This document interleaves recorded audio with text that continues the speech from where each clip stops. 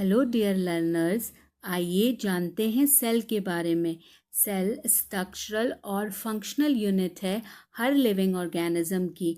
Structural unit इसलिए कहते हैं क्योंकि हर लिविंग ऑर्गेनिज्म सेल से बना होता है और सेल बनता है एक आउटर कवरिंग से जिसे प्लाज्मा मेम्ब्रेन कहते हैं। प्लांट सेल और प्रोकैरियोटिक सेल में प्लाज्मा मेम्ब्रेन के बाहर एक और लेयर होती है जिसे सेल वॉल कहते हैं। प्लाज्मा मेम्ब्रेन जिस कंटेंट को कवर करती है उसे साइटोप्लाज्म कहते हैं। साइटोप्लाज्म बनता है साइटोसोल, साइटोस्केलेटन और सेल ऑर्गेनल्स से। यूकैरियोटिक सेल में न्यूक्लियस भी प्रेजेंट होता है। आइए अब जानते हैं सेल को फंक्शनल यूनिट ऑफ लाइफ क्यों कहते हैं। आप जानते हैं कि बैक्टीरिया एक सिंगल सेलुलर ऑर्गेनिज्म है, फिर भी बैक्टीरिया वो सारे फंक्शन कर सकता है जो लाइफ के लिए ज़रूरी हैं, जैसे एनर्जी बनाना, वेस्ट रिमूव करना और रिप्रोडक्शन करना। यही सब काम एक मल्टीसेलुलर ऑर्गेनिज्म भी कर सकता है।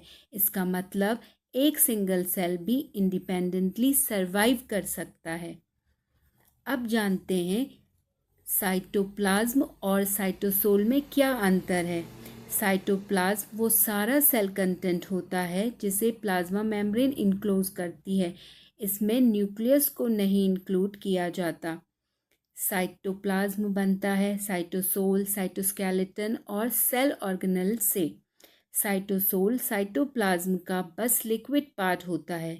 यह एक हाईली कंसंट्रेटेड सॉल्यूशन है जिसमें protein, amino acid, nucleotide, coenzyme, inorganic ion, ribosome होते हैं। आइए अब जानते हैं कि सेल का साइज कौन से फैक्टर निर्धारित करते हैं। लोअर लिमिट सेट होती है कि सेल को अपने फंक्शन करने के लिए कितने मिनिमम नंबर ऑफ बायोमॉलिक्यूल्स चाहिए। जितना छोटा साइज होगा उतने कम बायोमॉलिक्यूल की रिक्वायरमेंट होगी। अपर लिमिट सेट होती है surface area to volume ratio से। इसे समझते हैं बैक्टीरिया के एग्जाम्पल से। बैक्टीरिया एक सिंगल सेलुलर ऑर्गेनिज्म है। एनर्जी प्रोडक्शन के लिए इसे ऑक्सीजन चाहिए जो प्लाज्मा मेम्ब्रेन से डिफ्यूज़ होकर सेल में आती है। जब सेल स्मॉल होता है तब surface area to volume ratio ज़्यादा होता है और लार्ज सरफेस और कम वॉल्यूम होने के कारण साइटोप्लाज्म में हर जगह ऑक्सीजन पहुंचती है। पर जैसे जैसे सेल साइज बढ़ता है रेशियो कम होता जाता है और लार्ज वॉल्यूम को सपोर्ट करने के लिए उतनी ऑक्सीजन डिफ्यूज़ नहीं हो पाती। इस कारण से सेल ग्रो करना बंद कर देता है और डिवाइड करना शुरू कर देता है।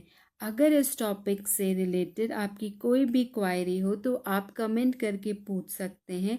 मैं उसे सॉल्व करने की पूरी कोशिश करूँगी। मिलते हैं अगली वीडियो में।